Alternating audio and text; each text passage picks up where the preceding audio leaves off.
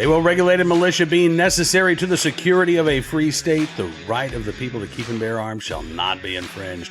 Welcome to another edition of Bearing Arms, Cam and Company. My name is Cam Edwards. Glad you're with me on the program today. Hopefully you had a very Merry Christmas and are getting ready for a Happy New Year as well. I just want to take a second to say thank you to the folks who reached out. I gotta say, I was fully prepared for Christmas to be quite frankly, a real bummer this year. And it was not. It was not. Obviously, there was some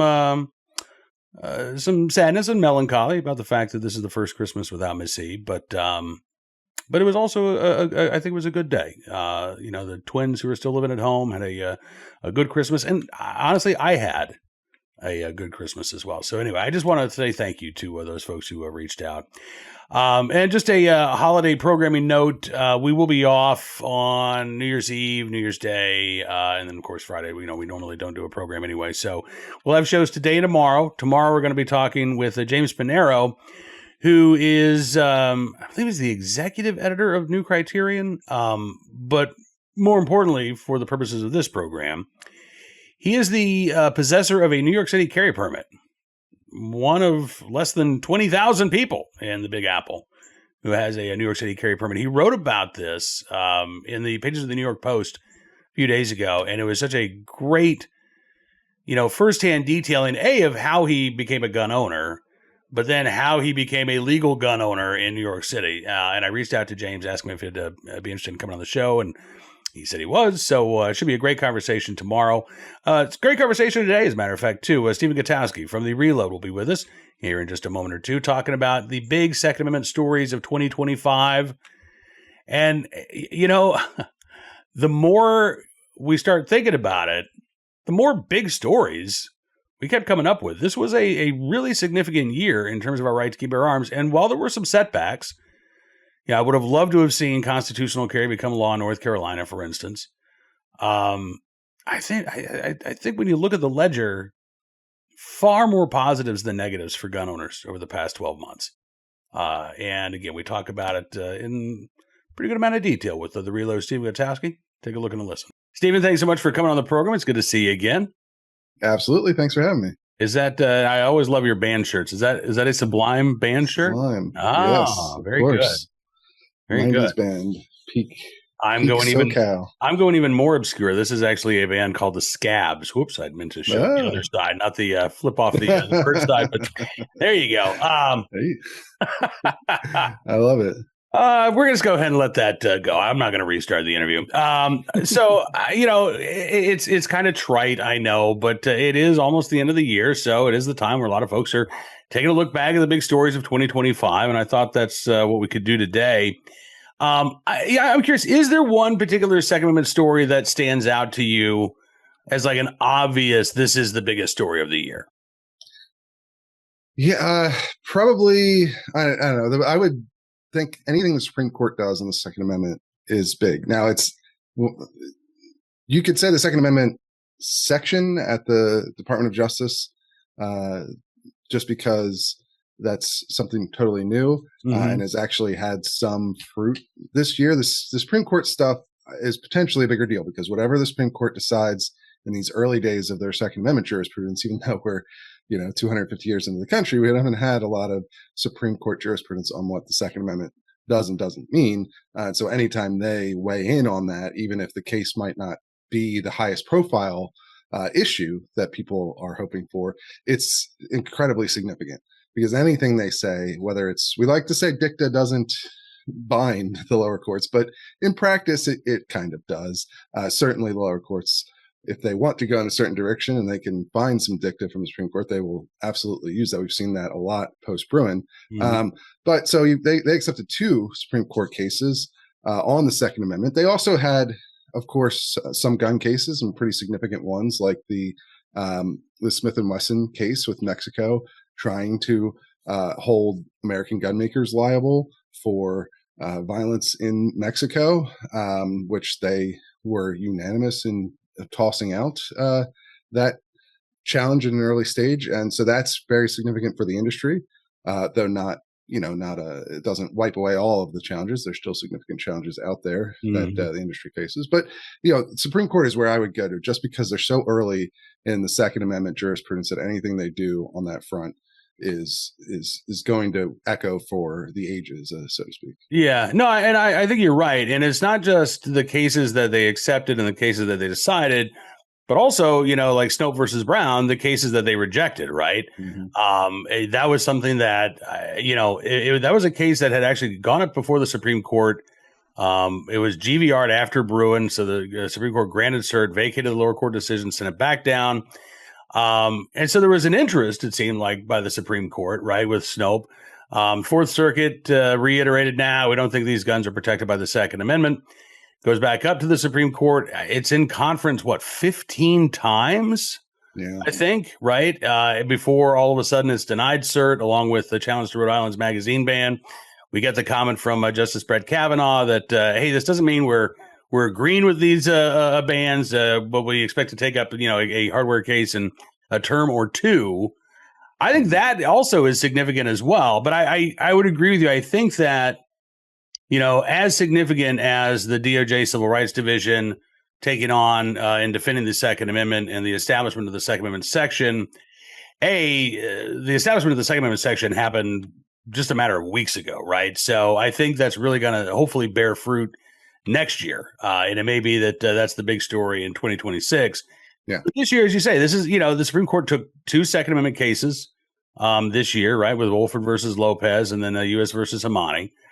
That's significant. It's the first time that the court has taken 2 2A cases in a single term. And also it came at like a moment where, because they denied Snope, there was some, it wasn't clear that the Supreme Court was going to start taking up Second Amendment cases again, right? Like, there was that huge gap between Heller and Bruin that, then we got Bruin and Rahimi pretty quick succession, but it wasn't a sure thing that they were going to start taking up a lot more, especially because a lot of these cases have, been 6-3 on the surface, but there've been a lot of concurrences, and, it's not exactly clear where all the justices are on the limits of the Second Amendment or the scope of the Second Amendment. And that certainly, I think, came through in the denial of Snope. Like, where exactly are Roberts and Barrett on the Second Amendment questions? Now, they've been in the majority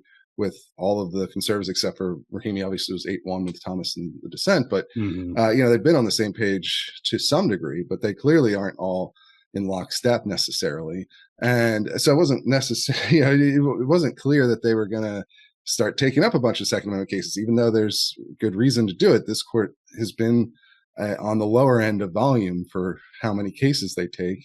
And they'd obviously been skittish about Second Amendment cases in that 10-year, 12-year gap, right? Between, it was 14 years, I think, between Heller and Bruin. So just taking up the cases, I think, says something. I think you're right. And, in particular, Wolford versus Lopez, right? I mean, U.S. versus Hamani, the government had asked the Supreme Court to take that particular case. There were a number of other challenges to 922G3 that the court is now kind of holding on to. But, when the government says, hey, look, there's a problem here, we need the Supreme Court to resolve it, I think that carries some weight with the court, right? Wolford versus Lopez is a different animal. In fact, that case is up at the Supreme Court on the basis of a preliminary injunction. So that case has not even been fully, briefed and tried on the merits, which is interesting in and of itself, because after Bruin, we I think we got told by the Supreme Court that we're not going to intervene in these emergency motions. We want these things to be fully fleshed out before we take a look at it. So what do you think was appealing to Wolford? Was it the low hanging fruit of the default ban, that, even if there's some disagreement, as you say, among the justices about, what gun free zones might be a constitutional, banning lawful concealed carry on all private property by default? Was that just an easy call, you think, for a majority of the court? And all right, well, let's go ahead and take this and knock it down. Yeah, I think there's probably a couple things going on there. One is that, like, it's a simple, straightforward, single question that they have to answer. And the default swap or vampire rule, whatever you want to call it, it is unique in history, and it's rare in the country right now. Like you have several states that have adopted it post Bruin as their way of kind of trying to severely restrict gun carry while complying with Bruin, the letter of Bruin, right? That's the idea here. But the outcome is you can you actually have fewer places in reality that you can actually carry. The right to carry is probably more restricted under this rule than the Bruin, the New York carry regime that was in place that the Supreme Court struck down. So that's maybe part of it, is just like the practical aspect of it. Mm-hmm. And that it's pretty straightforward, and this wasn't something. Now, obviously Hawaii has some argument that there were analogs in the past, and the court's going to decide whether there's validity to that. But also, like, the lower courts, the only one that upheld this type of restriction was this Ninth Circuit panel, and they only upheld Hawaii's version of it. There was another version in California that they struck down. So plus I will say too, like, as an example of how the change in perspective from the Department of Justice from the Biden administration to the Trump administration has had a real world impact this year. They filed a brief in this case as well to say, which is unusual, not something you see. And if the DOJ is not a party to this case, right? But they said, "Hey, Supreme Court, please take this case. We think you should take this case up." And there's plenty we can criticize as well to what the Trump administration has done, but this is an area where you can see that real world impact from having a more pro-gun DOJ to having one that was obviously much more anti-gun in the previous administration. And to that end, and I know that we talked on the Reload podcast about that dichotomy that exists right now at DOJ, where the Civil Rights Division under Harmeet Dillon is really taking the lead in challenging state and local gun control laws, whereas U.S. attorneys in the Civil Division is embracing and defending pretty much every federal gun control statute out there. I think maybe there's one exception about gun bans on 18 to 20-year-olds. I think the Solicitor General has very studiously avoided taking a position on the merits of that law, even while encouraging the Supreme Court not to take up a case on that issue right now. But for the most part, right, and certainly when it comes to things like NFA challenges, the DOJ continues to defend the National Firearms Act. The $200 tax stamp on suppressors described as a modest burden on our Second Amendment rights. So there is that weird dichotomy that takes place, but as you say, the Civil Rights Division did intervene in Woolford. They have, again, requested and participated in oral arguments in Illinois before the Seventh Circuit dealing with Illinois' ban on so-called assault weapons and magazines. And there are going to be a lot of opportunities for the Civil Rights Division to, again, advocate, even if not leading directly in litigation, but to advocate for the Supreme Court to take up more cases because, as many cases as we've seen the court deal with this year, I mean, there are a number of other cases that are piling up, right? There were, I think, 4 separate challenges to various gun bans for under 21s that the court has considered in conference, still just kind of holding on to. A number of other prohibited persons cases. And then next year, we should see the Seventh Circuit's decision about Illinois' gun and magazine ban. We should see the Third Circuit's decision about New Jersey's gun and magazine ban. Mm-hmm. And all indications are, I don't want to read too much into this, but based on what we heard at oral arguments, based on the makeup of the Third Circuit, it is, I think, more than likely, or more likely than not, that the Third Circuit is going to find fault with New Jersey's gun and magazine ban. That would create that circuit court split. Maybe that makes the cases more attractive to the Supreme Court. There are gun and magazine ban cases pending before the court in conference right now. So, do you think that will continue to have an impact if the DOJ, at least on the Civil Rights Division side, continues to advocate for the court to take up these cases sooner rather than later? Yeah, I mean, I definitely think it will. And it does seem like that, Harmeet Dillon at the Civil Rights Division, as far as it's specifically concerned about Second Amendment stuff, like, she really seems to be the one or at least that division seems the one driving most of the noticeable practical changes that have a positive impact for gun rights advocates. Mm-hmm. And I do think I would expect that'll continue. You maybe thought early on, maybe maybe this stuff is just a little bit performative or whatever, and it's not. There's not a lot of meat here yet, but she has followed through after they formed this section. They filed this suit against Washington D.C.'s assault weapons ban. So that's the first time we've seen the Department of Justice try to go overturn a state level, or D.C.'s not a state, but localities assault weapons ban directly themselves. That's significant. It might not. We talked about it on my show, right? Where they probably have a better chance of winning than like Heller 2 did when Dick Heller challenged the assault weapons ban a few years back, and maybe they'll have a little bit more of a strategic advantage when it comes to Supreme Court review. Although if that's the one being reviewed, that means something has gone wrong for probably in a certain sense for pro-gun advocates, because you have several more cases before that one that seem better suited to get taken up quicker. You touched on another thing that I think is one of the most substantial developments this year that hasn't actually borne fruit yet, but is like a huge hurdle that's been overcome for gun rights advocates, and that's the potential change in balance on the Third Circuit, where we had 2 more Republican appointees, and so now it's shifted to be majority Republican appointee.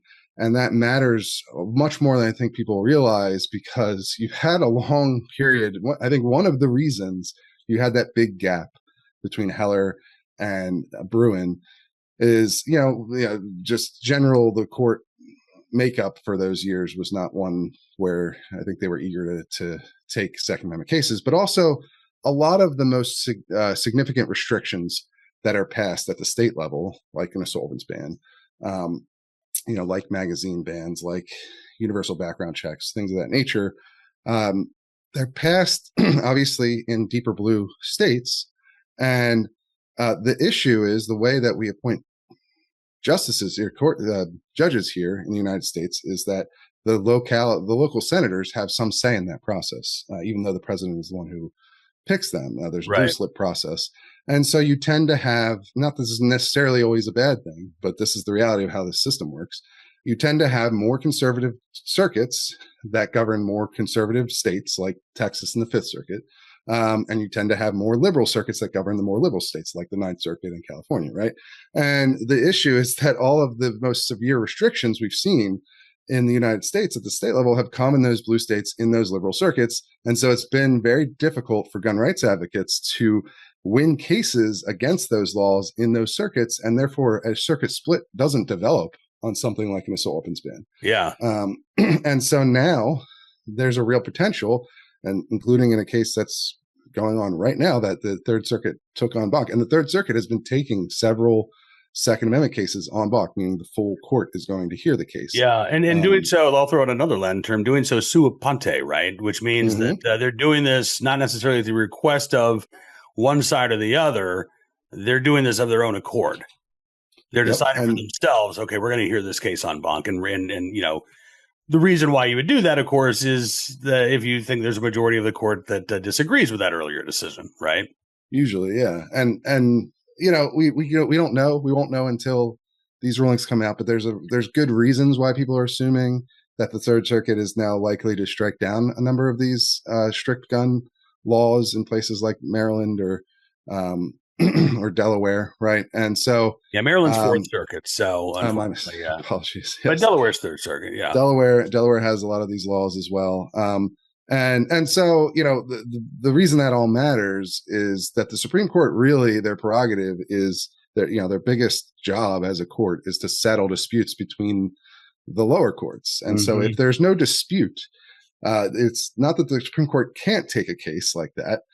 They will sometimes, but they are much more prone to take cases where the lower courts disagree with one another, and specifically the circuit courts, not necessarily district courts. There's lots of district judges out there that they're not going to take up every little squabble between them. But when you get to that circuit level, and there's some disagreement, that's really what the Supreme Court is designed to do, is take those cases. And so now we have the Third Circuit being the ones who create that real potential for circuit splits on all these major gun issues.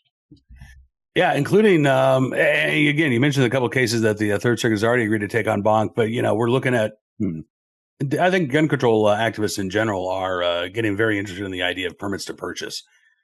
We know that there's a bill that's going to drop in Virginia, for example. Delaware's permit to purchase law went into effect, I think just a few weeks ago, maybe a month or so ago. That's being litigated as well. And that is a Third Circuit case, right? Fourth Circuit has upheld Maryland's handgun qualification license, which is essentially a permit to purchase, which gives the green light to, Democrats in places like Virginia to run with their own bill. But, if you are a Virginia gun owner like Stephen and I, and you're worried about this, maybe the Third Circuit will ride to our rescue here in the months to come. But as you say, I think that is a really significant development because, you can't challenge a ban on so-called assaultments in the Fifth Circuit because there are no states in the Fifth Circuit's jurisdiction that has a ban on assault weapons, right? So the Fifth Circuit would probably strike down an assault weapons ban, but there isn't one in the Fifth Circuit, so they don't get the chance. Right. Which is why, Fifth Circuit, I think we've seen some interesting federal cases come out of that jurisdiction, but not a lot of state level gun laws. So as you're looking ahead to 2026, obviously, again, litigation is going to continue to be a huge story for our right to keep and bear arms. But I just mentioned Virginia, where, Democrats have a governing trifecta, or at least they will here in a few weeks. What do you see on the horizon at the state level? Do you think, as we head into the midterms, right, Democrats are preaching this message of affordability. We want to, they're talking a lot about economics, which to me, the smart play would then be lay off of the gun control stuff. But I don't think that Virginia Democrats are going to be able to help themselves. No, I don't think it's realistic to expect that they wouldn't pass at least a number of gun control bills. Maybe they don't pass all of the dozens that they passed when Youngkin was governor and could veto them. There does become some effect of like, they might be less willing to vote for certain things if they know they're going to become law. That does happen, but probably not enough of an effect to rely on for especially some of the bigger ticket items. Now, the last time they had this control, they did fail to pass an assault weapons ban, but I think we've talked about this before. It is a different atmosphere now. Yeah, much different.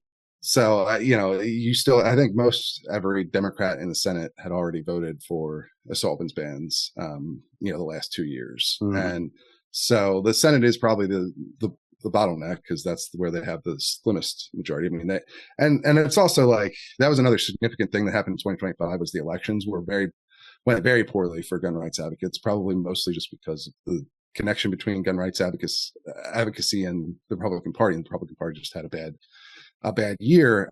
But also up in Maine, you had one of the first times we've seen a ballot initiative for a red flag law pass.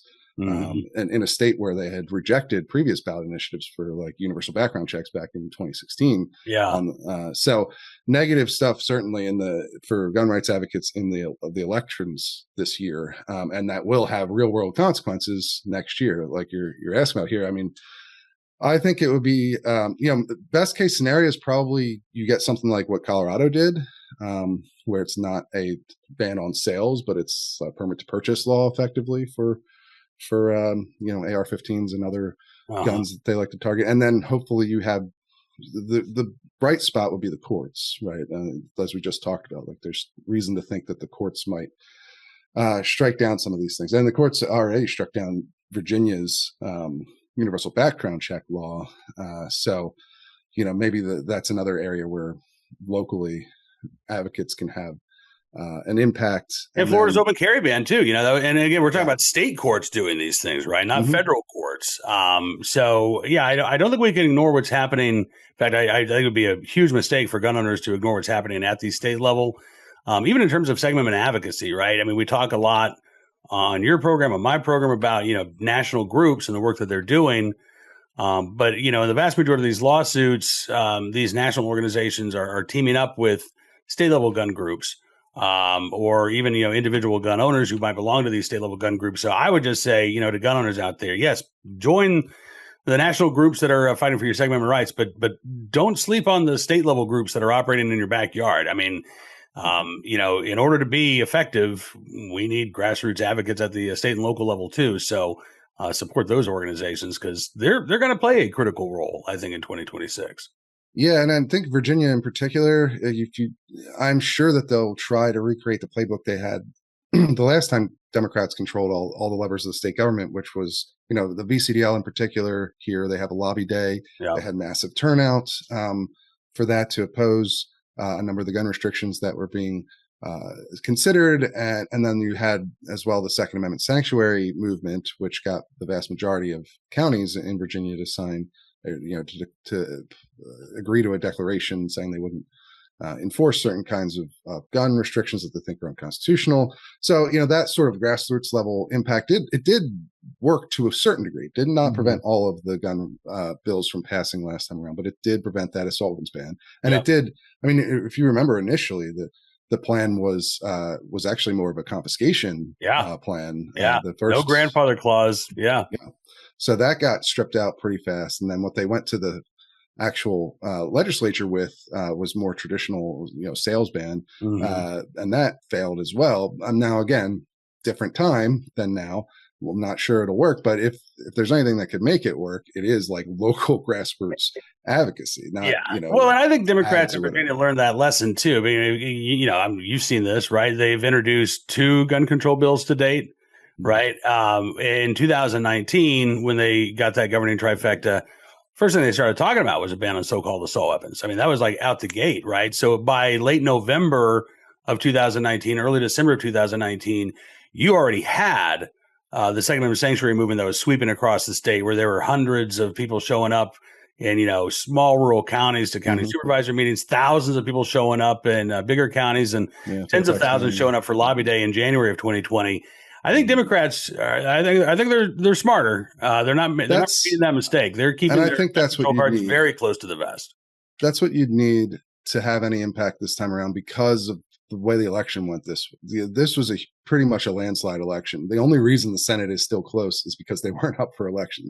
The Democrats won, 14 House seats? That's not usual. That's at least of the last modern history here in Virginia. You don't see huge swings like that, and you don't see like supermajority level control in either one of these houses. So that's, Democrat, it's going to take a lot to convince them not to move forward with it. And it'll probably be, you got to focus on the senators and see if you can convince them not to at least go for the most harsh stuff. Now, some of the stuff as I just mentioned, some of the stuff they passed has been found unconstitutional. So maybe that also will give them pause. Usually doesn't, right?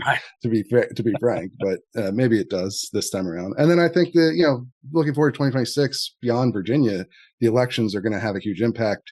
And I would say just even just looking at the legislative side of things, you got the first federal like pro-gun legislation through Congress since the PLCAA, really, which was 2004. So I know it wasn't what everyone had hoped it would be in terms of the scope of how the reforms to the National Firearms Act, but it was something, and that's more than you've seen in a long time. And you did actually as well see impact from, the gun rights groups complaining about the deal that they were given. They got at least got a little bit more than they would have. They didn't get everything they wanted, so there's multiple reasons for that, but I should highlight that is something that did actually happen. That is notable about 2025. Absolutely. And we're going to see the results of that right at the beginning of the year. You're not going to have to pay tax on suppressors or short barrel rifles and shotguns or any AOWs. So that is a real world benefit. And it'd be interesting to see how that impacts the market too, because I would assume there's probably pent up demand to come out and now that you don't have to pay the $200 tax stamp, I would expect to see a lot more silencer sales, which I think the gun market needs right now. But as far as legislation goes, that's probably it. Federal level, you don't get a lot of major legislation in an election year. And polling looks poor for Republicans, so I don't know that they're going to want to touch anything controversial. Potentially controversial. And so I expect very little legislation at all in 2026, let alone gun legislation. At the federal level. The federal level, yes. All right. Well, listen, Stephen, I know we'll be talking a lot next year, and I appreciate you helping us wrap up 2025. Folks should check out the Reload. Honestly, all the time, because Stephen is doing fantastic work over there. The Weekly Reload podcast as well. And again, man, I appreciate your friendship. Certainly appreciate you coming on the podcast, and look forward to doing this again here in a few weeks. Absolutely. Love talking with you. Appreciate you having me. Absolutely. Happy New Year, Steve. Happy New Year. My thanks to Steve for joining us on the program, and looking forward to talking to him again in the new year. Before we get to today's Armed Citizen story, our good deed of the day, our recidivist report, I want to go back to what I said about state-level gun groups. I got a email over the weekend from Daniel in Ohio. Says he's been listening to the show since he had the 3-hour program on NRA TV. Still miss the longer format, he says. I do too, and maybe in the new year, I'm not making any promises, but, it certainly won't be every day we'd be able to do a 3-hour program, but maybe once a week, maybe once a month, we'll try to have like an expanded, Rogan-sized version of Cam and Company where it's 3 hours long. I'd like to get back to that on at least an occasional basis. Anyway, Daniel says, will there be an opportunity this spring or summer to have a representative from state gun rights groups that we typically don't hear from? Daniel lives in Iowa. He says, Iowa's not the only one, but it'd be nice to hear from the Iowa Firearms Coalition. He says our state has an open governor's race in 2026, and the only Democrat elected to office on a statewide basis currently is running for the governor's seat. And so I just want to, I will respond to Daniel's email, but I do want to say that, yes, I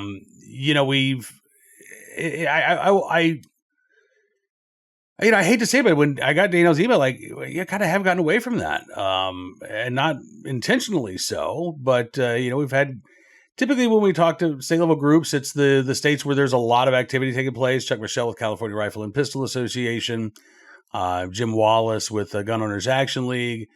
But as Daniel's email reminded me, there's a lot going on, even in states that we think of as Second Amendment friendly, that we need to be talking about. So.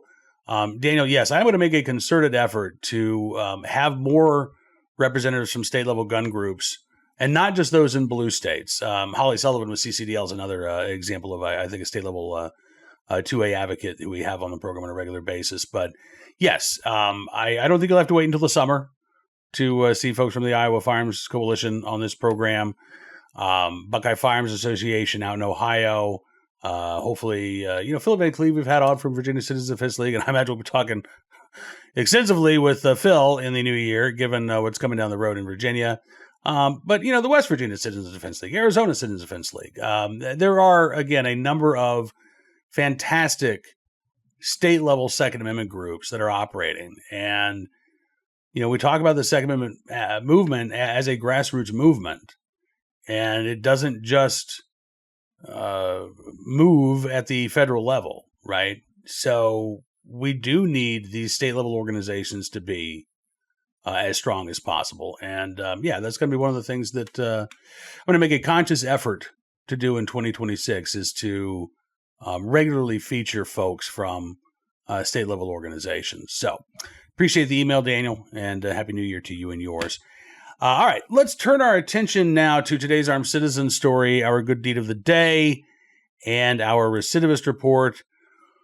We'll start there with a case out of Texas, Fox 7 in Austin reporting on a repeat offender in Hays County who was arrested for 3 separate shootings, including one that resulted in a SWAT standoff. 21-year-old Abraham Herrera, now facing several charges for his role in 2 drive-by shootings, as well as a standoff with SWAT in which he refused to surrender. String of shootings dates back to November the 3rd, when Hays County deputies responded to shots fired in Kyle, Texas. At the scene, law enforcement found a homeowner who was seriously injured after multiple shots had been fired into his home. Investigators determined that the incident appeared to be random, with no identifiable motive. Hays County Sheriff released a photo of an SUV, which was believed to be the vehicle that the suspect used as they drove by and fired into the home. No arrests were made initially, and then on November 12th, Hays County SWAT called out for a barricade incident in the town of Buda, Texas. Deputies have been investigating reports of gunfire in the area when they confronted Abraham Herrera, who then fled into a wooded field, refused to surrender. They were eventually able to take Herrera into custody without injury. He was charged with evading arrest and detention, which is a Class A misdemeanor, unlawful carrying weapons, another Class A misdemeanor, disorderly conduct, a Class B misdemeanor, and a third-degree felony charge of tampering and fabricating with evidence.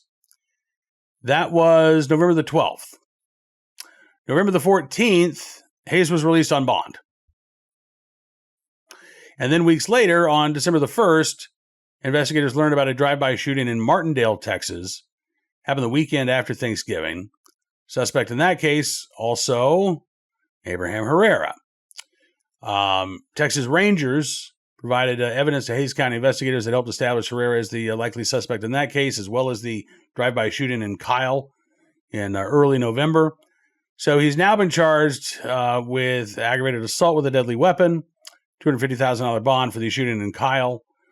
December 19th, he was arrested on an outstanding warrant from the Texas Rangers. And he has separate charges for disorderly conduct with a firearm, tampering with physical evidence, and evading arrest. His total combined bond amount now set at $409,500. Again, the charges that he was arrested on back in November the 12th, 3 misdemeanors and a felony, right? So probably not going to be held without bond for something like that. And at the time, authorities did not have any connection between Herrera and the previous shooting, and that third shooting had not yet taken place.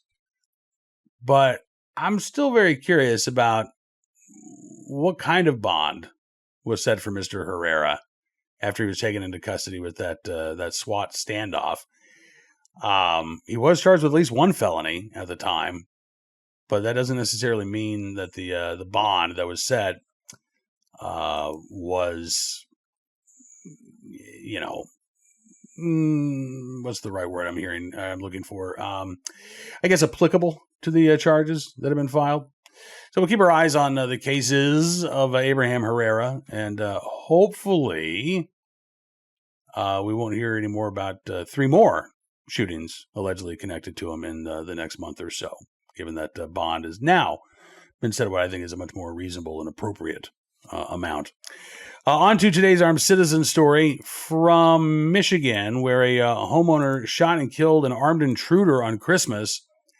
This doesn't sound like this was a random encounter. Police actually say that the suspect in this case drove about an hour away to this home. And in fact, just in the last couple of hours, there's been an update now. So we have learned from a statement from the Livingston County Sheriff's Office that the man who was killed was the estranged husband of a female acquaintance who was visiting the homeowner on Christmas Day. Deputies were called out just after 7 p.m. on Christmas to a report of suspicious activity and shots fired. When they got there, they found a man with gunshot wounds pronounced dead at the scene. The homeowner was also wounded and was taken to the University of Michigan Hospital in Ann Arbor. Thankfully, his injury is not believed to be life-threatening. According to a preliminary investigation, the man who was killed entered the home, fired multiple shots at the homeowner, hitting him twice. The homeowner returned fire, according to the sheriff's office. And again, the man drove about an hour from the Lake Orion area to Livingston County. Doesn't sound like the woman who was the wife of the estranged husband was injured, thankfully. And I'm glad that this homeowner, frankly, was in a position where he was able to act in self-defense. We don't, some of us anyway. And I think I'm guilty of this. Sometimes I think, all right, I'm at home. I am secure. I don't necessarily need to have my gun on me. In this case, if the homeowner had not been able to quickly access his firearm, police probably wouldn't have shown up on the scene of a justifiable homicide. And instead, they would have shown up at the scene of a double murder. So, yeah, you don't need your firearm until you do. And you never know when that's going to be, right? It may be, you may have an inkling. We don't know if this estranged husband had made any threats beforehand. But you know what? Individuals intent on doing harm don't always telegraph their actions. And that's why we have to be prepared and remain prepared for the unexpected as well.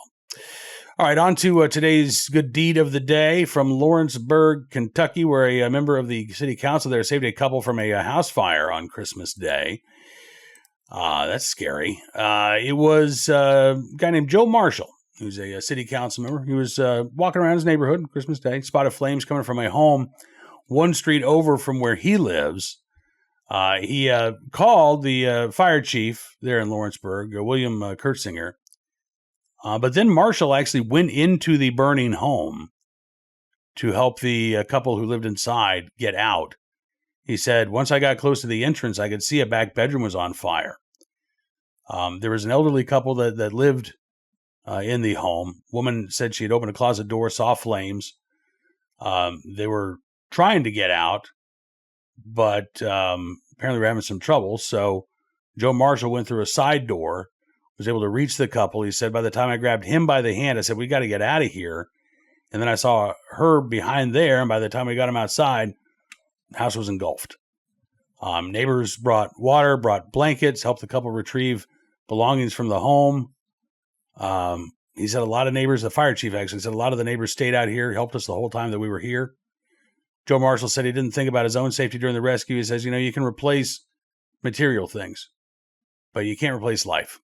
So I thank God that I was able to be there at the right time to help him out. He said, he's no hero. He said, I'm just doing what any other ordinary person would have done. And, look, we have these good deeds every program, right? And most of the time I'm picking and choosing what story I'm going to highlight. But that doesn't mean that everybody would have done what Joe Marshall did. I think we'd all like to think that we would have. But there are some folks who would have called 911, and that would have been it. Sadly, there are some folks who probably wouldn't have even picked up the telephone, right? So it wasn't just about being in the right place at the right time. It really was about doing the right thing.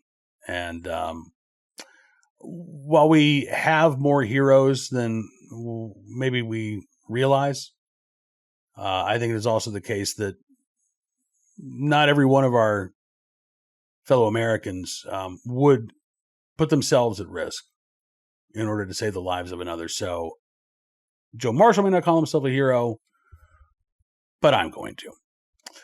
All right, that has got to do it for this edition of Bearing Arms Cam & Company.